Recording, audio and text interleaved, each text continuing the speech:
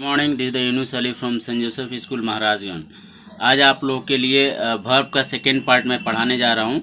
But ये पढ़ाने से पहले मैं आपको एक चीज़ क्लियर करना चाहता हूँ कि मैंने आपको इससे पहले जो डिटेल्स पढ़ाए थे मैं क्लियर कर देना चाहता हूँ। पहले मैंने वर्ब पढ़ाया था, वर्ब का डिफिनेशन भी मैंने आपको बताया था, और वर्ब क्या कहता है ये 3 खंड में मैंने क्लियर किया था। 1 2 3 आप इसको बता चुके हैं, इसको आप एक बार देख लीजिएगा।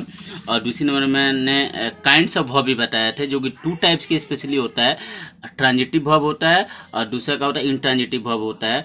ट्रांजिटिव वर्ब में बताया था कि इसमें वर्ब की रिक्वायरमेंट, ऑब्जेक्ट की रिक्वायरमेंट होती है ट्रांजिटिव वर्ब में, और इंट्रांजिटिव वर्ब में विदाउट ऑब्जेक्ट के भी हमारा सेंटेंस क्लियर होता है। तो जिस सेंटेंस में हमारा ऑब्जेक्ट होता है और जो ऑब्जेक्ट रहेगा तभी मीनिंग निकलेगा, तो ट्रांजिटिव उस सेंटेंस का जो वर्ब होता है वो ट्रांजिटिव होता है। जैसे the man killed a snake, तो ठीक है ना। तो अब यहाँ ऑब्जेक्ट स्नेक है, तो किल्ड हमारा क्या होगा, यहाँ पे ट्रांजिटिव वर्ब हो जाएगा। सिर्फ लिखेंगे द मैन किल्ड, मारा, क्या कंफर्म नहीं है, कुछ तो मारा होगा ना, तो अधूरा सेंटेंस होता है। तो अधूरा ना होके पूरा होने के लिए इसमें ऑब्जेक्ट की ज़रूरत होती है, ठीक है ना। और इंट्रांजिटिव वर्ब में हमें ऑब्जेक्ट की ज़रूरत नहीं होती है, विदाउट ऑब्जेक्ट ही सेंटेंस क्लियर होता है। जैसे मैन डाइड, आदमी मरा, अब इसके बाद में कुछ की ज़रूरत नहीं है, वो ऑटोमेटिक अपने आप में वो सेंटेंस कंप्लीट है, ठीक है ना। मैंने यहाँ तक आपको पढ़ाया हुआ था, इसको एक बार आप रिवाइज करेंगे। अब हम आते हैं दूसरा पार्ट वर्ब का, जो कि मुझे आपको पढ़ाना है स्पेशली इस वर्ब में। तो अब आते हैं वर्ब को, मैंने 2 टाइप में बताया था कि एक होता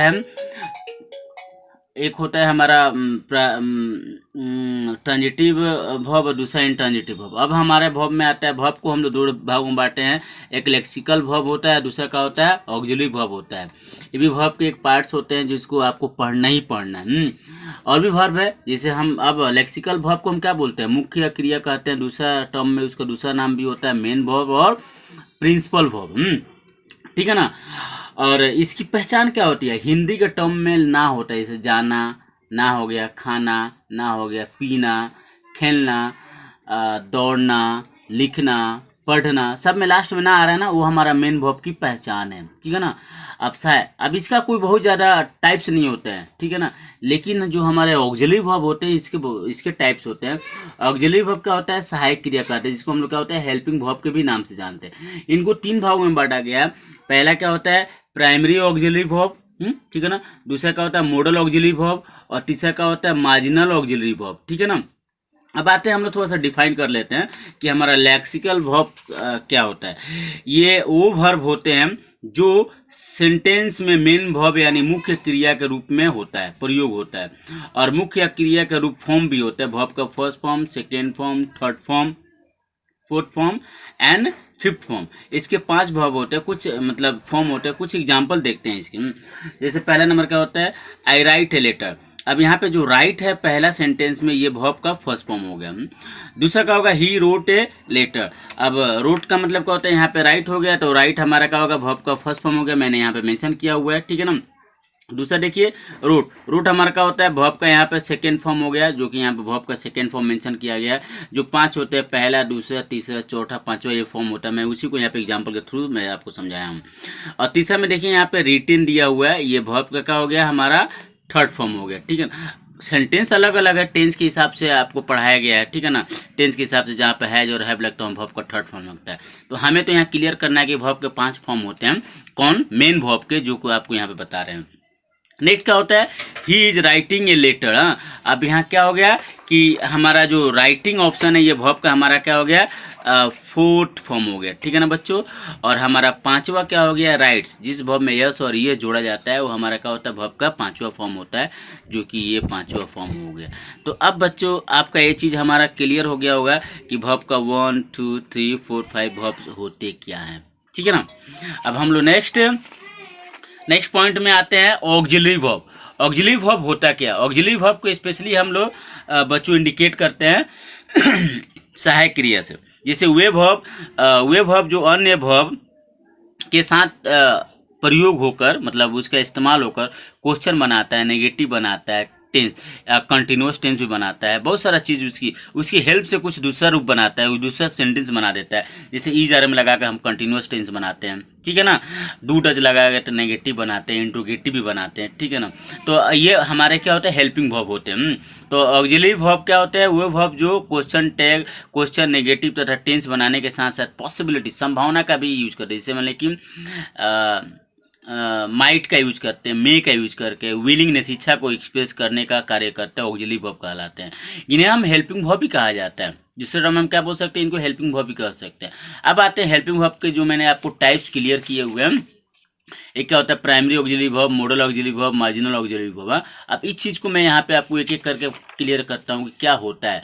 अब देखिए प्राइमरी ऑक्सिलरी वर्ब क्या होता है, जिसमें डू का इस्तेमाल करें, जिसमें हैव का यूज करें, जिसमें बी का यूज करें। अच्छा, बी का मतलब क्या होता है, बी का मतलब होता है, मैं थोड़ा सा यहाँ पे हाईलाइट करता हूँ। बी में क्या क्या आता है आपका बच्चों, ईज आ जाएगा, एम आ जाएगा, आर आ जाएगा, ठीक है ना, वाज आ जाएगा और वर आ जाएगा। ये हमारे ऑक्सिलरी, ये हमारे क्या होता है, बी वर्ब कहा जाता है। इसको हम लोग टू बी वर्ब बोलते हैं, चाहे बी वर्ब भी बोलते हैं। और टू हैव का मतलब क्या होता है, इसमें ऑलरेडी क्या हो जाएगा, हैज आ जाएगा। हैव तो यहाँ मेंशन है ही है, और हमारे बच्चों हैड आ जाएगा।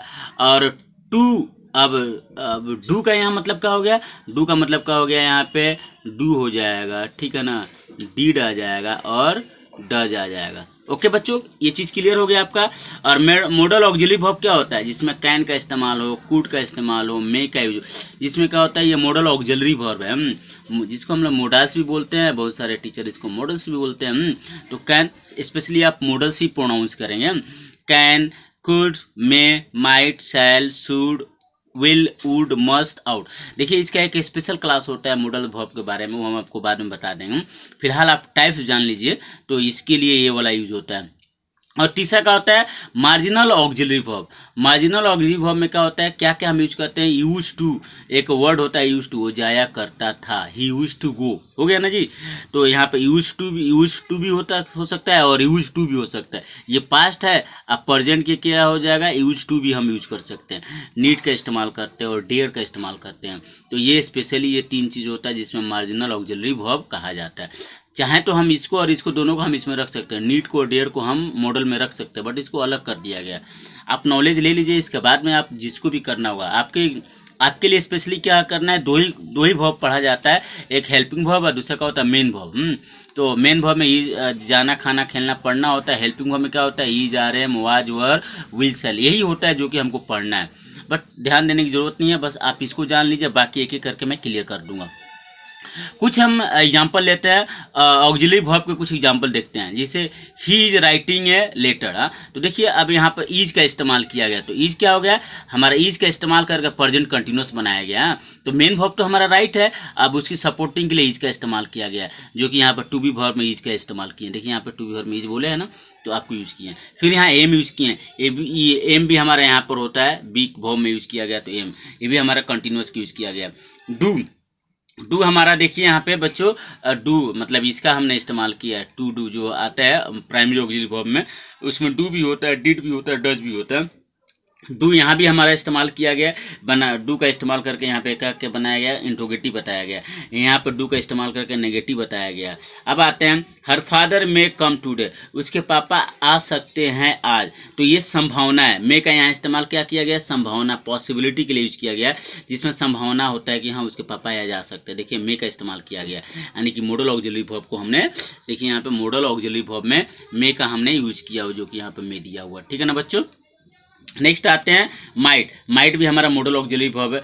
इट माइट रेन टुडे, इसका भी दोनों का मतलब होता है संभावना, मे और माइट दोनों का। इसका एक अलग क्लास होता है मॉडल ऑक्सिलरी वर्ब का, मैं आप लोगों को पढ़ाऊंगा, डीपली पढ़ाऊंगा। स्पोकन में भी ये बहुत काम आता है मॉडल ऑक्सिलरी वर्ब में। जैसे हम लोग बचपन से पढ़ते हैं मे आई कम इन सर, लेकिन हमको पता है कि ऑफिस में जाने के लिए मे का इस्तेमाल करते हैं, तो ये मे परमिशन के लिए भी यूज होता है। तो माइट यहाँ का हो गया, संभावना के लिए यूज किया गया है, तो इसलिए ये हमारा मॉडल ऑक्सिलरी वर्ब हो गया। कैन का मतलब होता है पावर को शो करने के लिए, भी हमारा एक क्या होता है, एक मॉडल ऑक्सिलरी वर्ब है।